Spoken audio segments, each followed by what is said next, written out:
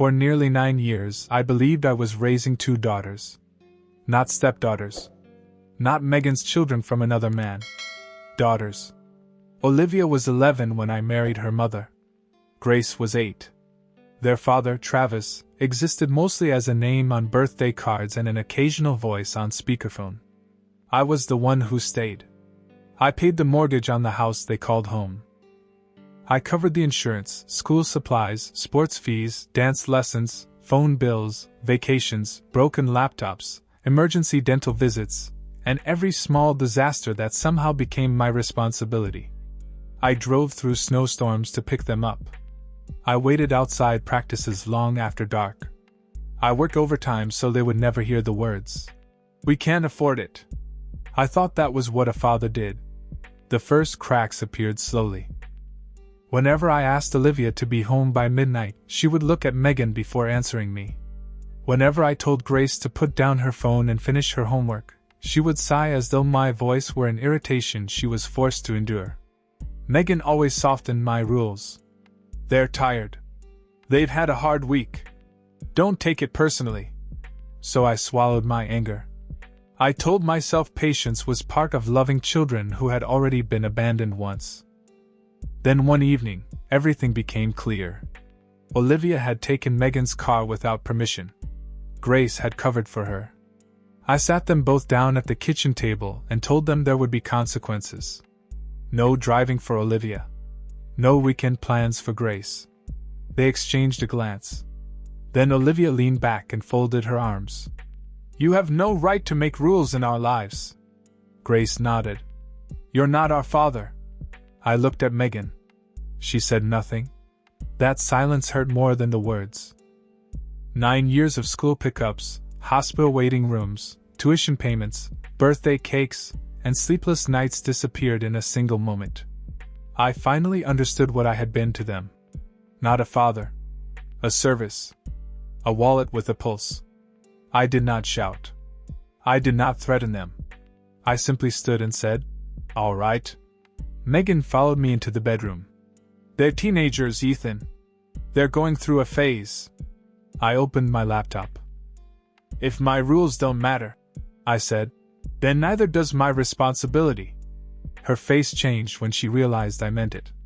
The next morning, I removed Olivia and Grace from the phone plan. I canceled the insurance policy on the car they used. I stopped the automatic payments for dance, tutoring, subscriptions, and extracurricular programs. I removed my card from every account connected to them. I did not take food from the house. I did not throw anyone into the street. I simply stopped financing the illusion that I was their father only when money was needed. The collapse began within days. Their phones stopped working first. Then Olivia discovered she could not drive because the car was uninsured. Grace missed practice because I did not leave work early to take her. An expensive program Olivia had planned to attend sent a final payment notice. Megan placed it in front of me. I pushed it back. "That belongs to her parents." "You are her parent," Megan snapped. I stared at her. "Not when rules are discussed." She called Travis. He promised to help. Then he stopped answering. She called again. He said he had his own expenses. For years, Travis had enjoyed the title while I carried the weight. Now the weight had been placed in his hands, and he dropped it immediately. The girls began to see it. The requests became quieter. "Can you give me a ride?" "No." "Can I use your card just this once?" "No." "Can you call the school?" "No." Every refusal felt like cutting away a piece of the man I had been. It hurt. But continuing would have hurt more. Soon Olivia had to quit the program. Grace lost her dance lessons. Megan began working extra shifts, and the house filled with arguments about money. They blamed me at first. Then they blamed Travis. Eventually, they had no one left to blame but themselves. 3 months later, Olivia and Grace asked to speak with me. They sat at the same kitchen table where they had erased me. Olivia cried before she began. "We didn't know how much you did." Grace looked down at her hands. "We thought you were trying to control us." "I was trying to protect you," I said. Olivia whispered. We were wrong. Their apology was sincere. I could hear it. But sincerity does not rebuild trust overnight. Regret is not a receipt that refunds years of humiliation. I told them I was willing to know them again. Slowly. Honestly. But I would never return to being the man who solved every problem while being denied every right. I would not purchase affection. I would not finance disrespect. Megan asked whether that meant I was giving up on the family. No, I told her. It means I'm finally refusing to disappear inside it. I had spent nearly 9 years holding that household together so quietly that no one noticed my hands beneath it. They only recognized my value when I let go. That was the lesson. Family is not built by blood alone. It is built through respect, responsibility, and gratitude. Take those away, and love becomes labor. Sacrifice becomes servitude. My stepdaughters eventually understood that I had never been standing in the way of their lives. I had been carrying them. But tell me, was I wrong to put the weight down? The silence after Olivia's apology did not heal anything. It only showed me how much had already died. For weeks, the three of them moved around the house carefully, as though every floorboard might expose another unpaid bill. Megan stopped leaving envelopes on my desk. Grace stopped asking where I was going whenever I picked up my keys. Olivia found a part-time job at a grocery store and began taking the bus before sunrise. I noticed everything. I said nothing. That was the cruelest change. Before, I had filled every silence. I reminded them about appointments, checked the tires, replaced empty prescriptions, paid fees before deadlines, and solved disasters before anyone else knew they existed. Now I let problems announce themselves. One rainy Tuesday, Megan's car refused to start. I heard the engine coughing from the driveway while I drank coffee in the kitchen. For years, I would have been outside before she lifted the hood. This time, I stayed seated. She came inside, wet and furious. Are you really going to sit there? I looked at her over the rim of my cup. You said the girls were going through a phase. Maybe the car is too. Her anger vanished. Shame replaced it. She called Travis. He did not answer. She called a mechanic and paid for the tow with money she had been saving for Christmas. That evening, Grace asked why there would be fewer gifts that year. Megan looked at me. I looked away. The truth was becoming expensive. Olivia's program sent one final notice before removing her permanently. She placed the letter beside my plate during dinner. Her fingers trembled. I can repay you, she said. Once I start earning more. No. Her face collapsed. You won't even think about it.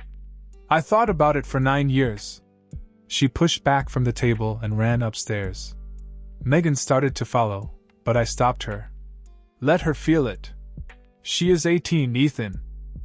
And she was old enough to tell me I had no place in her life. Megan stared at me as though I had become someone cold. Maybe I had. Or maybe warmth had simply been something they kept taking without asking who supplied it. A week later, Travis finally appeared. He arrived in a polished truck with sunglasses on his head and impatience in his voice. Olivia and Grace rushed toward him as if he had come to rescue them. I watched from the porch while Megan explained the disconnected phones, the lost program, the insurance, and the bills now piling across the kitchen counter. Travis laughed. Not loudly. Just enough. You expect me to cover all that? They are your daughters, Megan said. They live with you. His eyes moved toward me. And him. For years, that single word had been enough to transfer every burden onto my shoulders. Him. The substitute. The fool who stayed. I walked down the steps and handed Travis a folder. Inside were copies of school expenses, medical payments, insurance statements, phone bills, and activity fees from nearly 9 years. His smile disappeared. That is what him paid, I said. He flipped through the pages, growing paler with every number. I never agreed to this. Neither did I. I simply loved them. Grace began to cry. Olivia stood completely still. They had spent years imagining their father as a man prevented from being present. Megan had protected that fantasy with careful excuses. He was busy. He was struggling. He would help when he could. Now he was standing in front of them, and there was no distance left to hide behind. Olivia asked him to pay for the program. He rubbed the back of his neck. Maybe next year. Grace asked whether he could cover her dance classes. He checked his phone. We'll see. Then he climbed into his truck and left before dinner. No promises. No sacrifice. Only exhaust drifting across the driveway. That night, Olivia knocked on the door of my office. She did not ask for money. She sat across from me and whispered, "He doesn't know anything about us." I waited. He didn't know what program I was taking. He didn't know Grace changed schools. He didn't even know her birthday trip was cancelled. Her voice broke. "But you knew everything." "Yes." "Why?" The question nearly destroyed me. "Because I loved you," I wanted to say. Because every scraped knee, missed bus, failed exam, and frightened midnight phone call mattered to me. Instead, I said, because I was there. Grace joined us. Her eyes were swollen. "We were horrible to you." I felt no victory. Only exhaustion. They apologized again, but this time there was no request hiding behind it. No payment deadline. No ride needed. No emergency waiting to be solved. For the first time, they spoke to me without reaching for my wallet. I told them forgiveness was possible. Trust would take longer. I would attend birthdays. I would answer honest questions. I would listen when they needed advice. But I would never again carry an entire family while being treated like a guest inside it. Megan stood in the doorway, crying silently. She finally understood that her daughters had not broken the family alone. Her silence had helped them. For 9 years, she had accepted my responsibility while negotiating away my authority. She wanted me to provide like a father and endure rejection like a stranger. That arrangement was over. I did not leave that night. But the man who had lived there before was already gone. They had wanted a home without my rules. Now they were learning what remained when my sacrifices disappeared. So tell me, when love is accepted but the person giving it is rejected, is walking away cruelty? Or is it the first honest thing left to do? Winter arrived quietly, but nothing inside our house felt peaceful anymore. The arguments had faded, replaced by something heavier. Reality. Every unpaid expense, every cancelled activity, every difficult decision reminded everyone of the responsibilities I had carried without ever asking for recognition. It was amazing how invisible a person could become until they stopped doing everything people expected. Olivia worked nearly every afternoon after school. The excitement she once carried had disappeared behind tired eyes and sore feet. Grace had traded dance rehearsals for evenings at home because there was no money left for tuition, costumes, or competitions. Megan picked up overtime whenever she could, coming home exhausted, yet the bills still stacked themselves neatly across the kitchen counter like silent accusations. Nobody asked me to pay them anymore. Not because they didn't need help. Because they already knew the answer. One evening I found Grace sitting alone on the back porch, wrapped in a blanket despite the cold. She stared into the darkness without noticing me until I sat beside her. "I miss dance," she whispered. I nodded. "I know. I kept telling everyone you were trying to control us." She wiped away a tear. "But you were just trying to give us opportunities." For several seconds neither of us spoke. "I never hated you," she finally admitted. "I just thought Dad would come back one day if I didn't get too close to you." Those words settled heavily inside me. Children often protect impossible dreams because reality hurts too much. She had spent years believing loyalty to Travis meant keeping me at arm's length. The tragedy was that Travis had never asked for that loyalty. He simply wasn't there. A few days later, Olivia knocked on my office door carrying a small envelope. "I wanted you to have this." Inside were $200. My first savings. I placed the envelope back into her hands. "What is this for?" "For everything," I shook my head. You don't owe me money. I owe you respect. That answer reached deeper than any apology had before. Respect.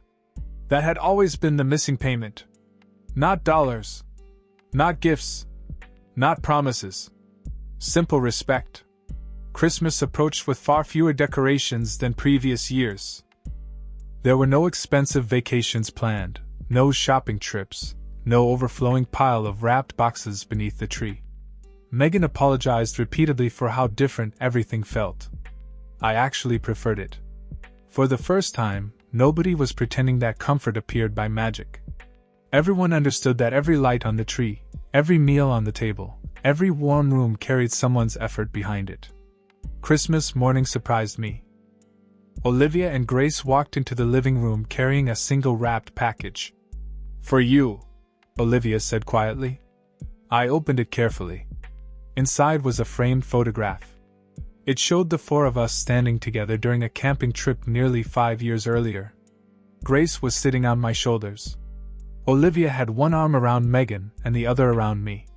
All four of us were laughing at something outside the camera frame. Across the bottom they had written 4 simple words. Thank you for staying. I stared at the picture for a long time. It was the first gift they had ever bought entirely with their own money. No expensive watch. No expensive tools. Just gratitude. Grace spoke first. We can't change what we said. Olivia nodded. But we can change who we become. My throat tightened. For months I had imagined this moment would make everything feel whole again. It didn't. Some wounds heal. Others simply stop bleeding. I forgive you, I said. They both began crying. But forgiveness doesn't mean we go back to the way things were. They understood. I would never again become the man who quietly carried everyone's burdens while accepting everyone's disrespect. If they wanted my guidance, they would have it. If they wanted my time, I would gladly give it. But my love would never again be measured by how much money left my bank account. Megan reached for my hand. I should have defended you. Yes. I was afraid of upsetting them. You ended up losing all of us. She lowered her eyes. I know. That was the hardest truth in the room. Children make mistakes because they're young. Adults make mistakes because they stay silent. Looking back now, I don't remember the cancelled phone plans or the unpaid activities as much as I remember that single sentence spoken across the kitchen table. You have no right to make rules in our lives. They believed those words ended my place in the family. Instead, they revealed it. A father is not defined by biology. A provider is not measured by the size of his paycheck. A family survives only when sacrifice is met with gratitude and authority is matched with respect. The day I stopped carrying everyone else, they finally discovered how much weight had been resting on my shoulders all along. So tell me honestly, would you continue giving everything to people who insisted you meant nothing? Or would you finally choose to value yourself?